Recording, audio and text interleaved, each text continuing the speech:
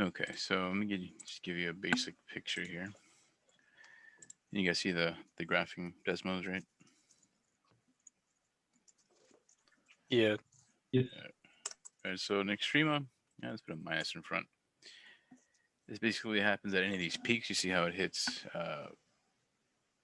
So right here we have positive slopes on the derivative. So all the derivatives between negative infinity all the way up until this zero are positive, and then right after that it starts to decrease. So this is called increasing interval from negative infinity to zero, decreasing from zero to infinity. So right here, this peak is considered to be a extrema value.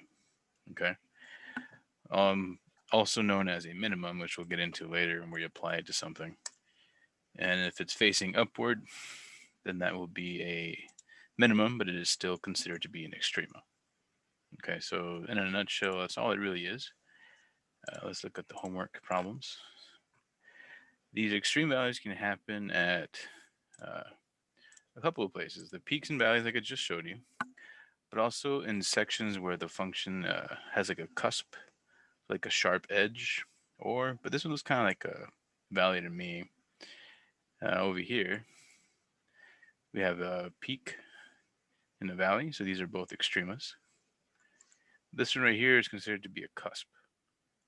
See how it's like a sharp edge that goes down and shoots off right away? Uh, the derivative may not exist here, but that is also a place where an extrema could exist. So if the derivative is zero, if the derivative does not exist, um, but mainly when it's zero. Here, the slopes are zero, so we have increasing, zero, decreasing, zero, increasing. So it's always left to right. So picture like a little car driving around this road. As the car's going up from left to right, it's increasing. Car goes down, decreasing. Car goes up, decreasing. Or increasing, sorry. That's just easiest way to think about it. That's what the derivatives are doing. Derivatives are increasing, decreasing, increasing. So any if you find the derivative of this function, which is apparently cosine pi x over 2, you find this derivative and you plug in any number between here, it would become out to be negative, which would tell you that it is decreasing because we know negative slopes means decreasing, right? If you were to graph a line. If you plug any number between negative infinity and 0, so anything between there, you would get a positive number because the derivative is increasing the entire way. Positive anything anywhere between 2 and infinity. Positive derivatives. So those are the basic ideas we're gonna be using. Okay, so first thing we need to do, well, first the homework starts off kind of easy. It says find the value of the derivative if it exists at the indicated extremum. Right, so this extremum, meaning this value or minimum value, right? What is the value? But it's not that interesting because all we got to do is find the derivative and plug in 0. So let's look at something else here. So again, let's do number 2 just because derivative isn't as bad. You write the question down. So number 2 from your homework: f of x is equal to Is this cosine. I'm sorry. is this 4.6? This is 4.1. Oh, okay. We just started chapter 4.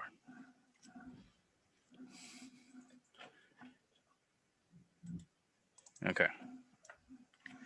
So take your derivative. Derivative of cosine is going to be what? Negative sign. Yeah, it'll be negative sine. But then it has an inside function which will require you to do the chain rule. So multiply by the derivative of the inside. What's the derivative of the inside?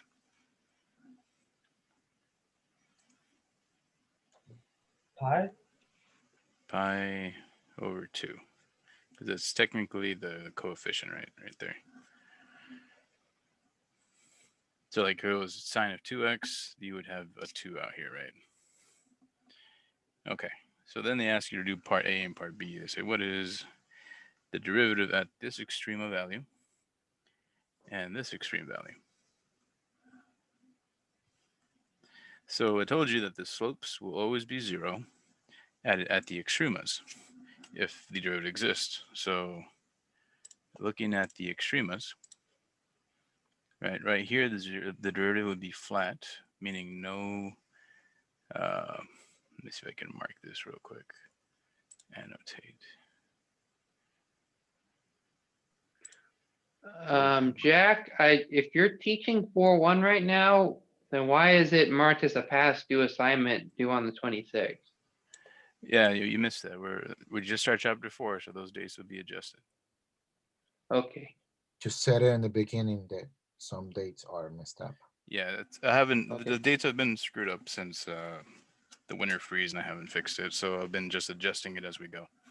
But Okay, as I've told sorry. you- just remember, I've told you you should be preparing for test 2, and we're. Well, that's what I was just doing. I just did the review for it. That's why I just Yeah, screwed you. no, I said I'd be a little late. We're not on test chapter 4. We haven't talked about it, so Yeah, that's why I was saying. I figured that much. I've been through the videos, so that's why I was just double checking. I'm like, huh? yeah, I keep I getting haven't asked heard those it. questions. I'm like, we haven't done chapter 4, so stop worrying about it. Yeah, I didn't. Well, 'cause I typically follow along and doing the homework, so it's like 'cause I'm finally at my desk today. They finally took me off some of the stuff that makes me so sleepy. Yeah, that's So good, man. I'm starting to come out of this, and I'm sitting at my desk doing my. And I was looking at the homework. I typically follow along. No So I was worries. I wondering know why you've I'm been locked out out. of it. It's all right. Yeah. Sorry to Yeah, interrupt. so we're just on 4-1, meaning you should be starting 4-1. If you passed it, then great. Don't worry about it. But Mhm, make yeah. sure you look it over so you don't forget.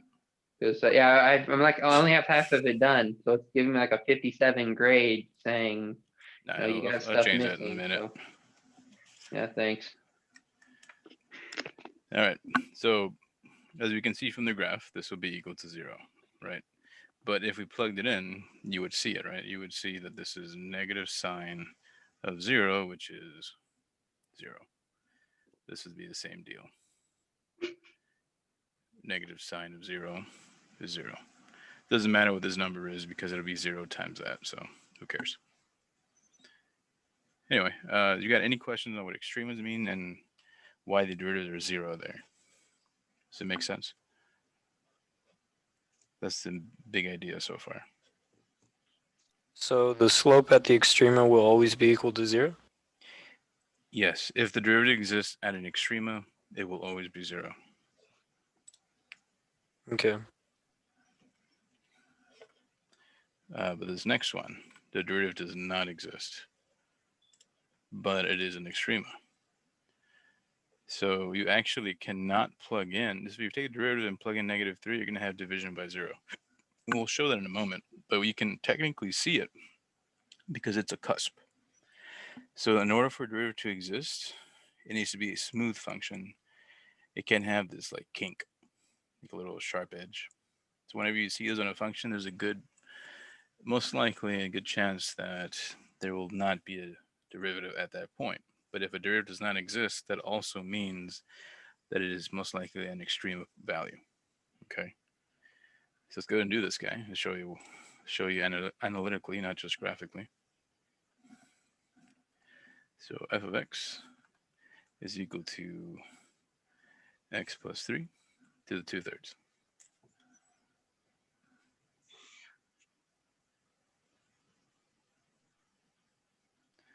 So this is find the derivative. Find the derivative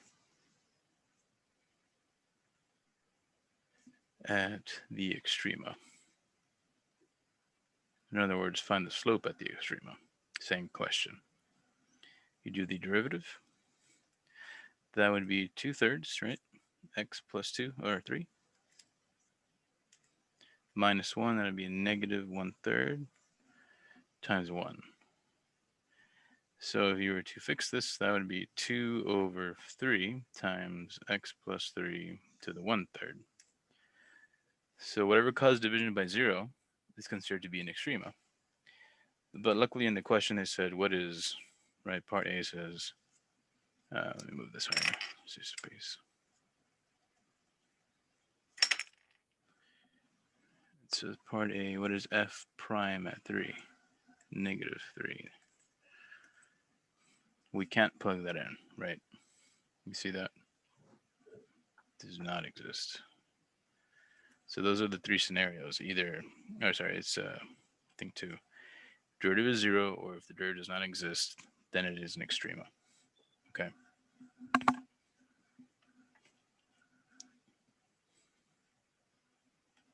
Are there any questions on number 3?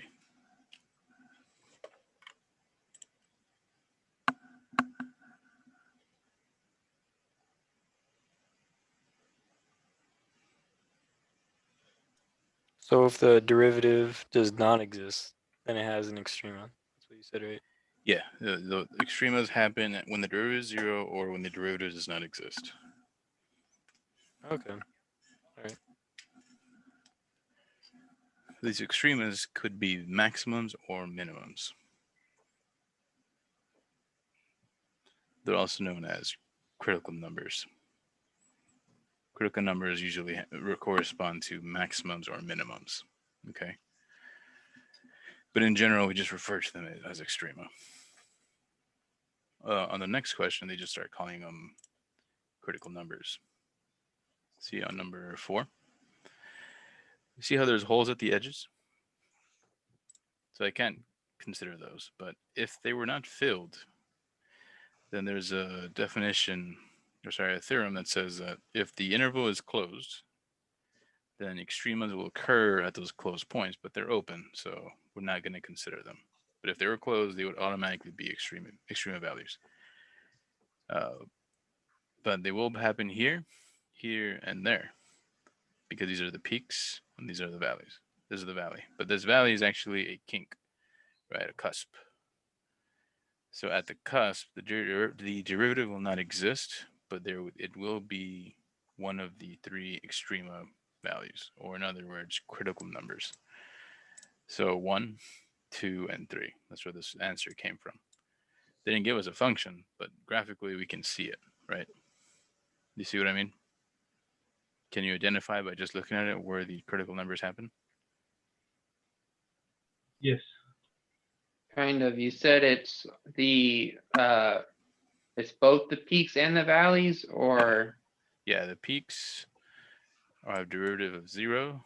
Valleys also have derivative of 0, but also do these cusps, these little sharp edges. okay, so it wouldn't include the 4 or the 0 points. Wouldn't include the ends. If they were closed, you would. So this would be a valley because it's smoothed down, but this is a cusp. So okay. this one would be concluded, so is this one. But here there is no derivative, here there is. Okay. I see where I went wrong on my side. Okay, I so included the. oh, no worries. So then they start asking for relative maxima, relative minima, meaning these right here could be the max, the biggest values that exist in the function, or just some max, right? Because this function could keep going this way like this. If the function does this number, shoots off, then these are not the maximum values, right? It goes off to infinity.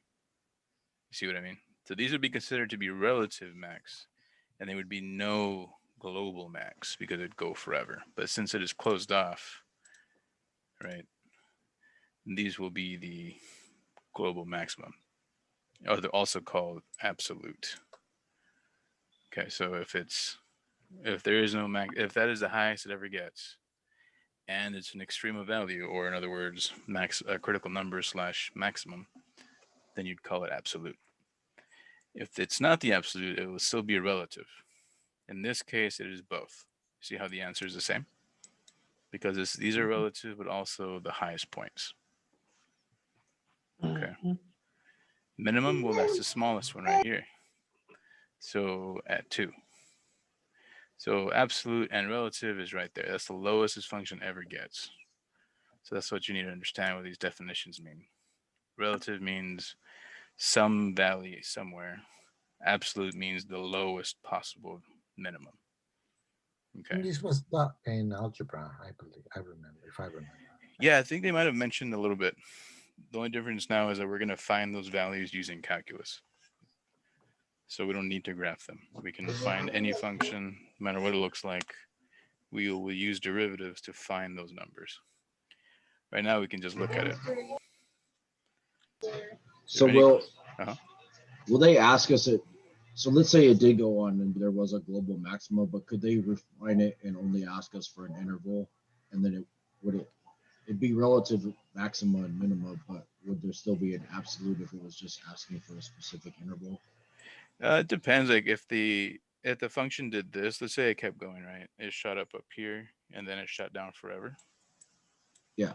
Then you'd have a global max up here, relative maximums here, and a relative minimum, but also an absolute minimum there. Actually, no, there'd be no absolute minimum because it shoots off forever. My bad. Would they ever ask us? Well, I guess in this chapter, will they ever ask us, even if the graph looked like that, and they asked us for the interval from 0 to 4? But we see, like, if we saw the graph, it's probably just. Will we ever see something like that? At least in this class. Like, will they just give you an interval and ask you to find it? Is that what you're asking, or? Yeah. So if they ask the same question, but over the interval from X. Or they give us to limits X, to the interval. Yeah, they'd have to give you if they don't give you a graph, they'd have to give you a function. If they give you a function, they may or may not give you an interval. They might just give the function and say, all right, where are the extrema? And then they'll ask you another part. Are they relative maximum or the absolute maximum? Give me all of that. Give me all the information. And all I will give you is a function. That's where the calculus comes in. So we would have to graph it ourselves to find it. No, you'd have to use calculus to find it. Okay. Oh yeah. And why are those the relative maximas again? Sorry. The relative maximum. So relative maximum and absolute meaning. So these are the highest points, but also, like I said earlier, like let's say it shot off, came back down, and then went down forever, right? So this would be the absolute. These would be just some other max values. So they call them relative because they are not the true max. Okay. But Okay. So in this that is- case, given a rough estimate, the absolute would be say 6, while the other two would be 4 and would be 3 and 5, or 3 or 1 and 3. Yeah, the relative would be 1 and 3. But in this case, they're also the same for the absolute because it doesn't go any Mhm. higher than that. So they're the same for both of them. I was going off your theoretical graph, but yeah. But we're not talking about the y value, just the x's right now. Yeah. And what if there was like another hump that was somewhat, bigger than those two but smaller than the global? Oh, like right here or something. Yeah. This would be just another relative, but these would be the absolute. This would not be an absolute. Okay. So you'd have like another value, another answer right here, but it would not be included in the absolute. Okay. Okay, thank you. Any other questions on this? Would we actually get questions like that? Yeah, you're gonna get all kinds of questions like this. Okay. They'll give you're gonna get a graph, you're gonna get a function, you're gonna get a different types of scenarios. But eventually all I'm gonna give you is an equation, and I'm gonna tell you to tell me the maximum, minimum, extremas. That's where we're headed in chapter 4. I'm just glad, at least on your example, at least that's an easier graph than the one I'm trying to work with. Yeah, we're just starting right now. Yeah. Well, my graph goes up to 16 for you my mean that? example. Oh, you mean the same example? Just had different numbers? Yeah, same problem, just different numbers. Mine goes up to 16, so trying to find the actual numbers, it's like, where the heck is this? It's like, okay, is this like a 13? Is this 12? I have to freaking hold a ruler to the screen. Remember, you just look at the x values. That's it. For the No, critical still, but numbers. you have to find the maxima. To be able to see, because I punch in like 12, I punch in 13, they both give me wrong answers. So it's like 14, is it 12, is it 13? I have to hold up a freaking ruler to find them. I see. But I'm probably gonna have to do. I'm sorry, you got an ugly one there. Yeah, oh well, it happens. Luck of the draw. Yeah. So I'm looking at my notebook And I'm not able to look at 4.1 unless I finish the test, I guess, right? You have to go to the homeworks and the past due. Yeah. The Cengage, the do homework, yeah, Yeah. and, Click on the past due assignments. yeah, there's a past due section. I'm gonna throw my Yeah. screen up. I'm staring at it. It's all right. Do you want me to open it for you, Felipe? Yeah, please. Yeah, that's fine. So I can see my problems here. For me too, Mr. Gonzalez. All right, let me open it up. I was gonna open it after lecture. I can do it right now, real quick. Give me a sec. Thank you.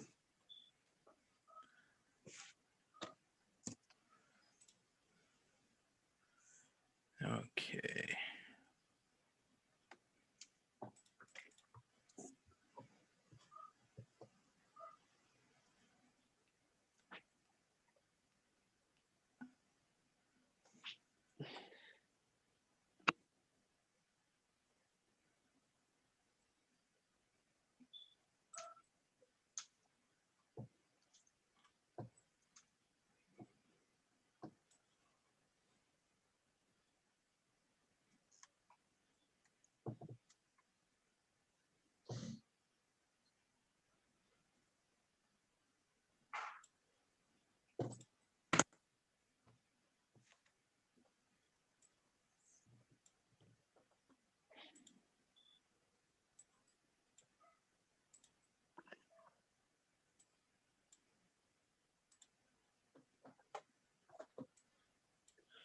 I just hope this trial works out. I can start getting back into this.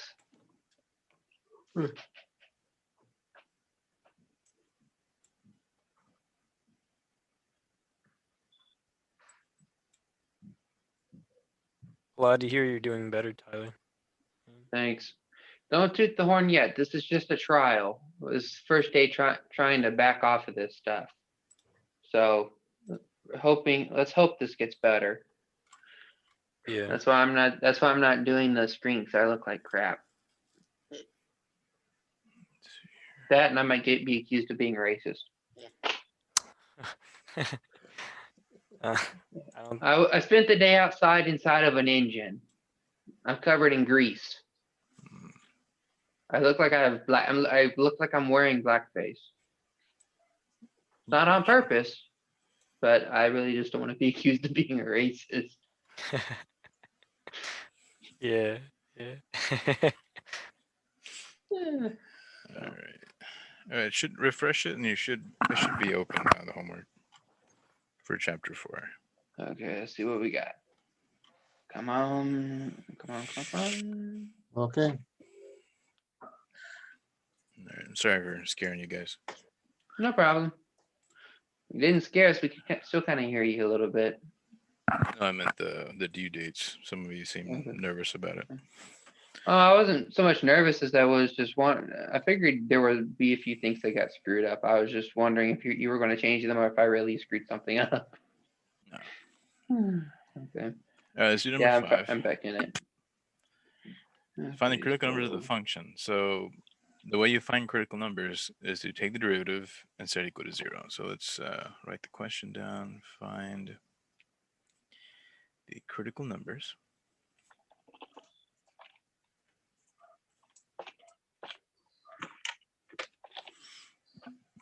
The f they gave us is x to the 4th minus 8x cubed. So find the derivative.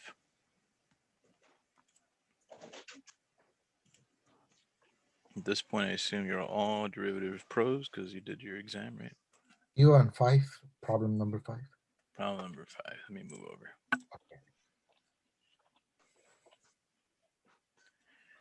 Okay, so take the derivative.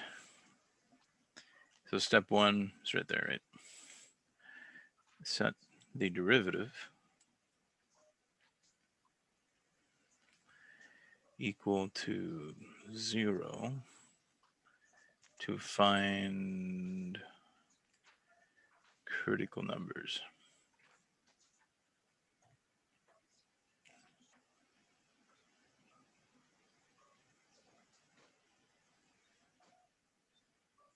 So f prime of x is equal to 4x cubed minus 24x squared equal to 0.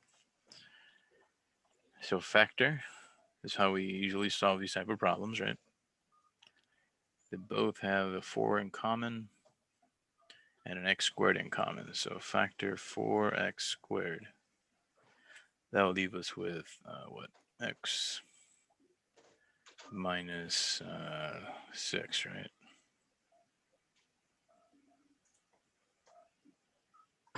Equal to 0. So set each part equal to 0, right? So x is 0, x is 6. So my critical numbers are x equals 0 and 6. So let's graph it and see if they're extremas. Most likely they are.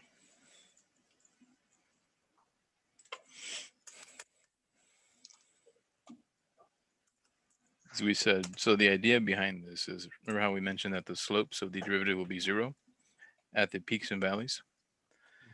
So to find where that happens is basically work backwards. You find the derivative and set it to 0 and find out when that happens. Okay.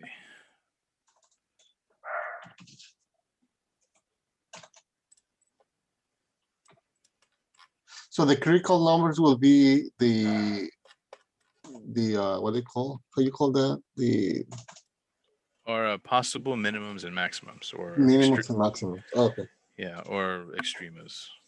But so we call them critical because we're not sure if they're extremas or not.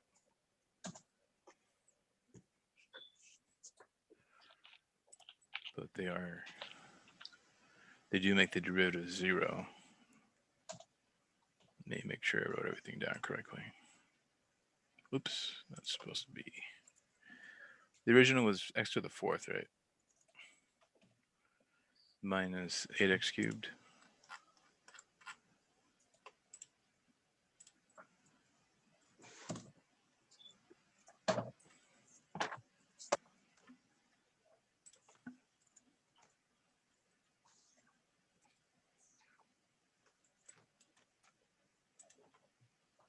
So here's the graph. This graph come out right? Let me fix it.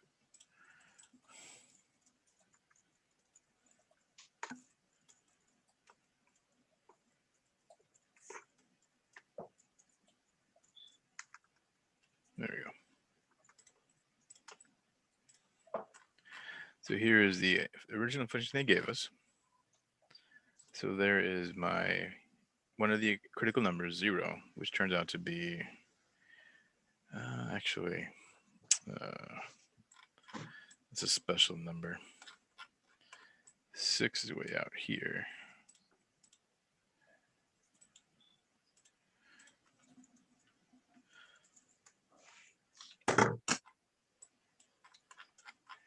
Oh, it's way down there. This is not a nice function. Oh well. Here's the extrema. So we have extrema at 6, right? A minimum way down there. And then one over here. So this is we call it, which we'll talk about soon. This is considered a point of inflection. So we have basically when it changes from opening upward to opening downward, we call it a point of inflection. And we're going from decreasing or increasing to decreasing. Sometimes you see it, but we'll talk about that later. But it's not technically a minimum, but it could be. So let's go back. Oh man, they're freezing. But anyway, so any questions on how to find the critical numbers? We haven't talked about what to do with them just yet.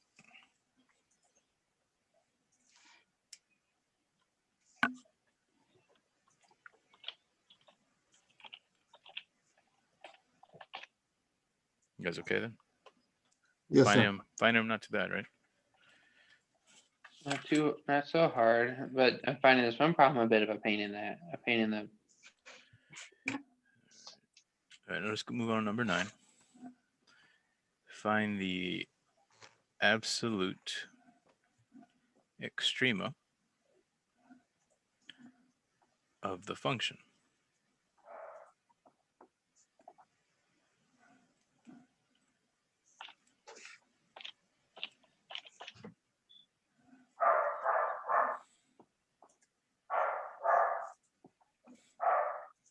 Is that a Chihuahua? That's Dashcam. Hmm. All right. Dachshunds. Oh, good God. What number are you doing right now? 9? Number 9. Okay.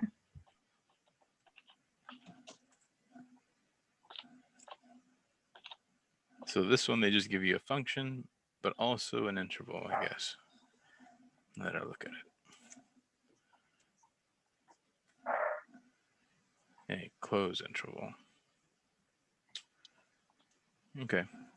So find the absolute extrema. The first step you're going to do is find the critical values. So step 1, take a derivative.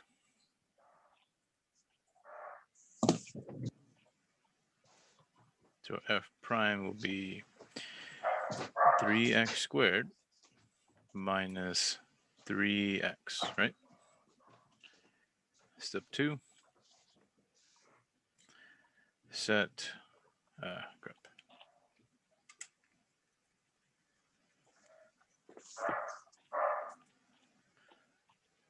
Set f prime of x equal to 0. So 3x squared minus 3x equal to 0. Solve for x. This will give you the critical numbers. So they both have a 3x in common, giving you x minus 1.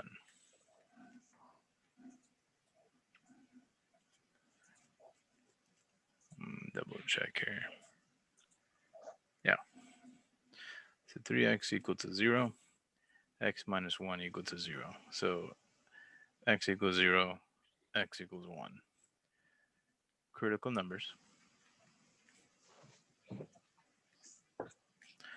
are x equals 0 and 1. So one of these will be a maximum or minimum. Although remember how I said that if the interval is closed, see how it has brackets? This is closed. Then extremas or max and minimums will happen, can happen at these endpoints. I think that answers the question I was asking earlier. If we set the interval, we can have the extrema within it. Yeah, it has to be if the interval is closed, then they happen at the endpoints. But critical numbers may appear in the middle as well, or on the edges. But for sure, you got to test these points. Okay. So test f of x at x equals 0, 1, and -1, and 6. And then determine which ones are the minimums or maximums. Since it's closed, it's got to be one of these. All right, find out the max or minimum, max and minimum. So here we go. So f of x was originally this guy. So f of 0 is 0, right? F of 1 would be 1 cubed minus 3 halves times 1, which would be what? What's 1 minus 3 halves? 3 halves. 3 halves? No. 1 half, right? Negative half?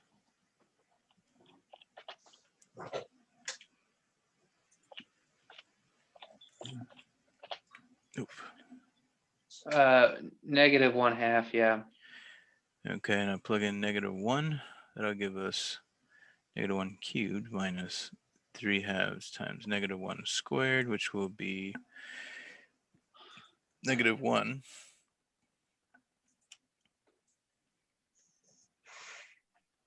minus. Can you move the paper a little bit? Yes, thank you.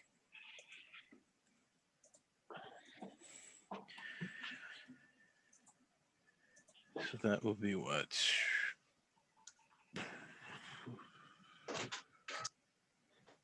-5 halves. Is that right?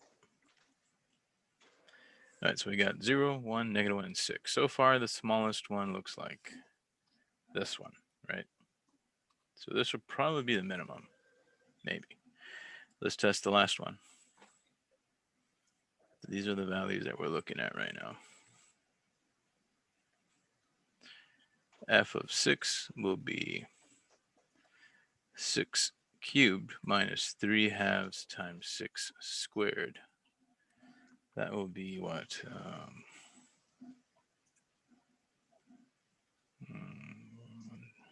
62, is that right?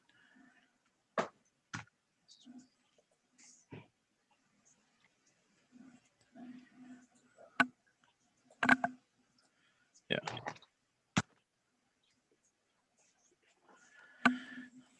I got 216. 16.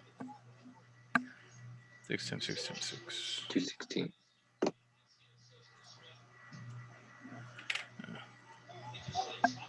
Do you use parentheses?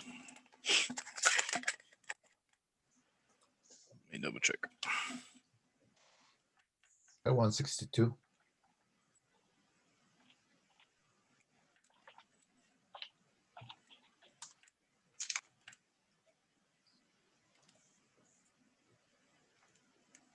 I thought we were just doing the 6 cube. Sorry, I didn't do that whole calculation. Sorry. Oh, okay. No worries. Choose the min and max. So minimum is clearly what? -5 halves. Yeah, so it happens at this location, -1, -5 halves. Maximum is going to be 6, 162. So these are the locations of the minimum, or the location of the minimum, location of the maximum. The critical numbers that are these right here, but these are also the extremas, or the maximas and minima. But since it was a closed interval, you can just cycle through and find out which one's the biggest, which one's the smallest, right? If it's not closed, then you may have relative maximum, relative minimum, absolute, etc. Any questions on this problem? I'm sorry. I must have gotten confused. But how did you get your min and max again? Sorry. So first thing you got to do is remember that the closed intervals, the beginning and the ending, are possible minimums and maximums. So we got to plug those into the original function to see which one is smallest and biggest. Then we will plug in the critical numbers that we found from the derivative, because those are also possible minimums and maximums, as long as they're inside the interval they told us to look for or look into. So all numbers we needed to test are 0, 1, -1, and 6. So out of these 4, you plug them into the original f and find out which one's the smallest and which one's the biggest. And that's it.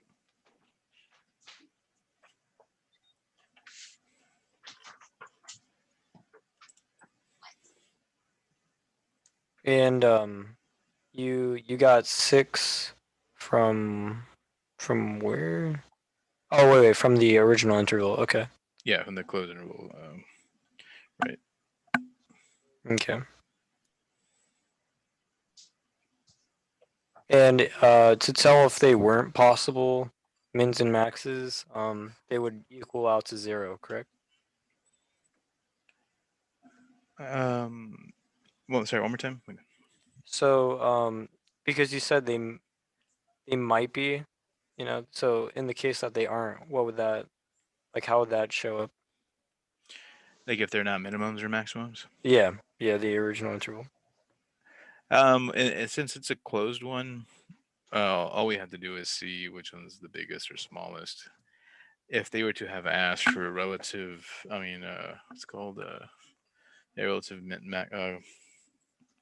relative max, relative minimum, then we might search it, but that usually only happens for open intervals.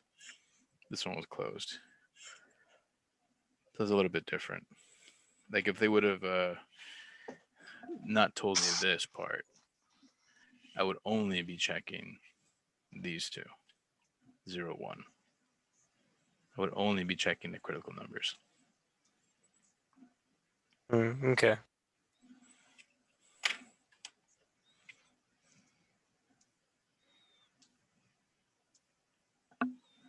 Okay.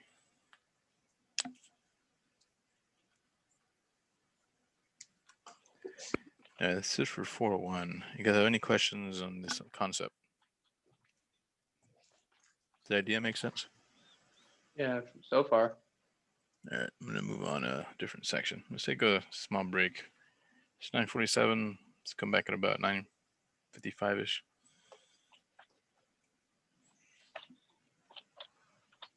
Maybe, yeah. Make it 10. It's fine. All right, so g of x is equal to x squared minus 6x minus 16.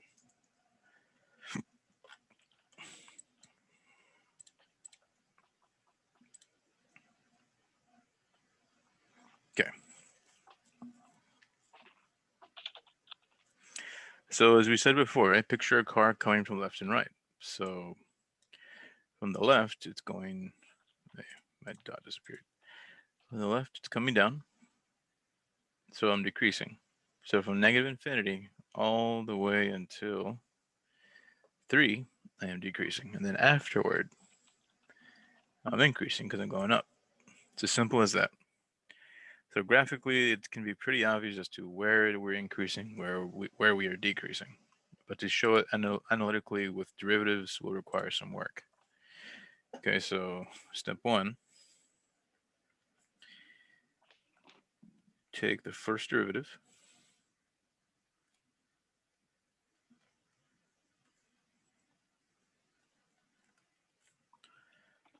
Two x minus 6, right? Step 2, find the critical numbers. All right, so to do that, right, you set the derivative equal to 0. So x would be equal to 3, right? Which we already knew from the graph. We knew that 3 was that valley, right? So here's the critical number. So what you're supposed to do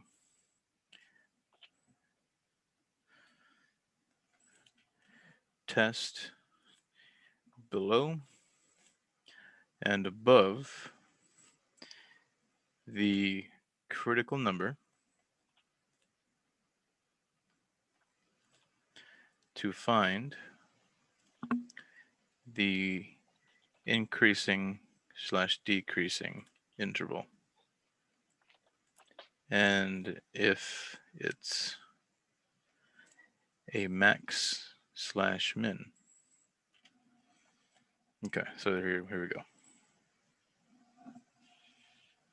So you take the 3, put it in the middle, pick any number below 3. I'm going to pick 0 because it's easy. I'm going to pick 4 because it's not that much bigger than 3. Now, I'm going to choose, so this is my critical. I'm going to choose these guys as my test points. So plug in 0 and 4 into the derivative. So f prime at 0 is equal to 2 times 0 minus 6. What is that going to be?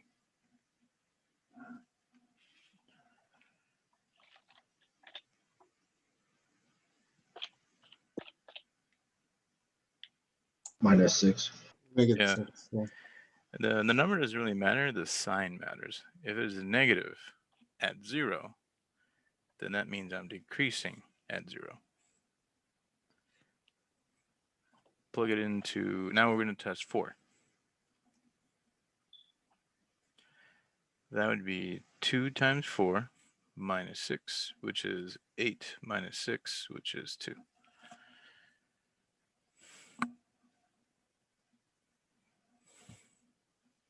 So this is positive, right? So I'm increasing at that point. So what's happening is we have decreasing all the way until 3, and then we are increasing all the way after 3, which is the parabola shape, right? So we are decreasing, and you would put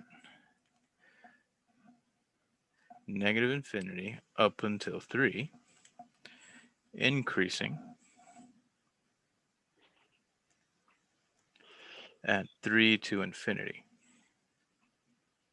That's what this tells us. So this is called the first derivative test. I mean, they didn't tell us to do it, but might as well start doing it now.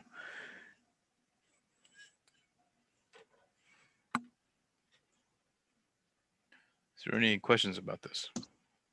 Not really, except that we're gonna have it here come problem 6. Yeah, so I might as well just start doing it now because it's going to give you the answer anyway.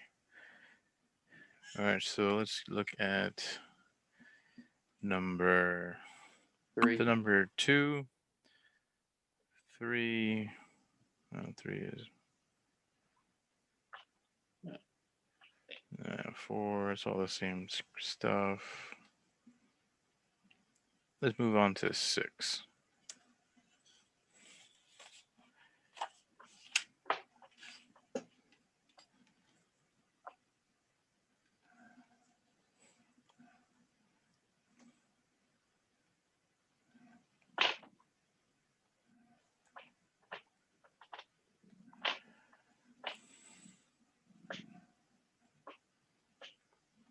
Part A, find the critical number.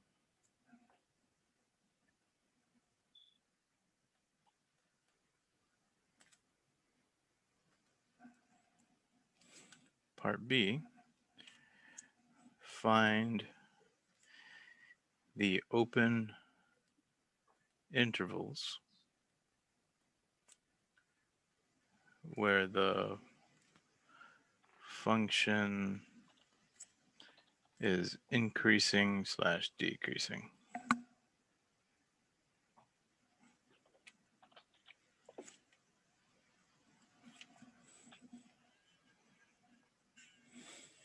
Part C, apply the first derivative test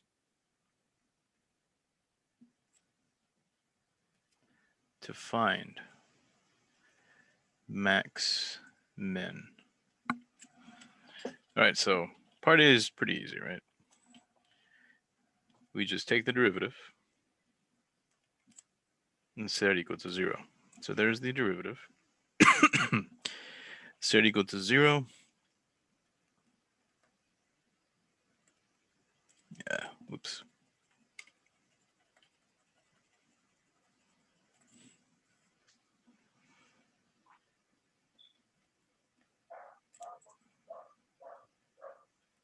X equals, 2, actually not a half.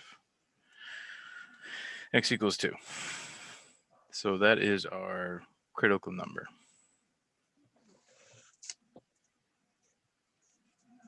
All right, so then it says part B, find the open intervals. So we're going to do that same thing we did earlier, test around the critical number. So here is 2, here is 0, and here is 3, I guess. So this is the critical number. These are just random test points that I choose out of nowhere. Okay. So all you do is plug these into the derivative. That's what we said earlier. So f prime at 0, f prime at 0 will be 2 times 0 minus 4, which is a negative. That's all I want to know, is a negative. Derivative at 3 is equal to 2 times 3 minus 4, which is 6 minus 4 is equal to 2. Positive. So we're increasing. Now let's go back to part B. I'll write it up here. Increasing at 2 to infinity. After 2, I'm increasing. Okay. 2 to infinity. Decreasing. Everything before 2 is decreasing. If there was another critical value, then you'd have to test in between those. So you wouldn't be able to just lump it in together. You see what I mean? Like if, let's say there was a, just for fun, let's say 1 was a critical value, then you couldn't say it's decreasing from, it could be, but you can't just outright say it, from negative infinity to 2, because something could happen between 1 and 2. So you'd have to test in here. So this is true when you're testing around critical points. If you have more than 1, you'd have to test in between them. Okay. But since we only have 1, this will be decreasing from negative infinity to 2.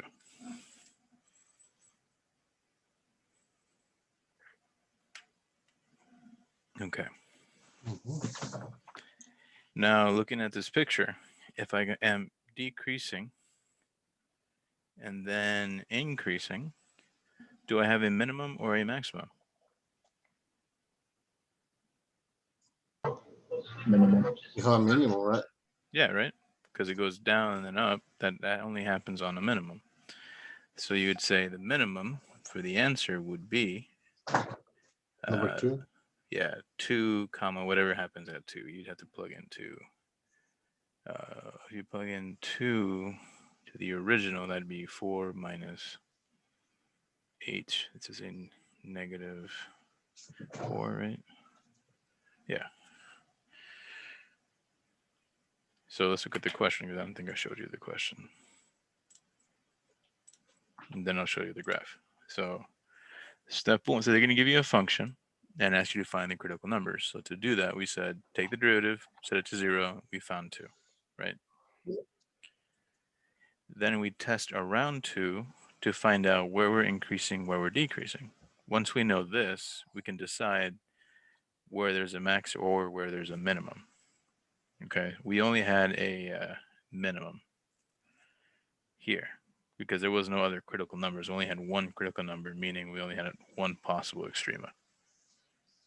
Okay, also you should know this is a parabola, so it doesn't go up or down, up and down multiple times. Going back to, can you see the graph?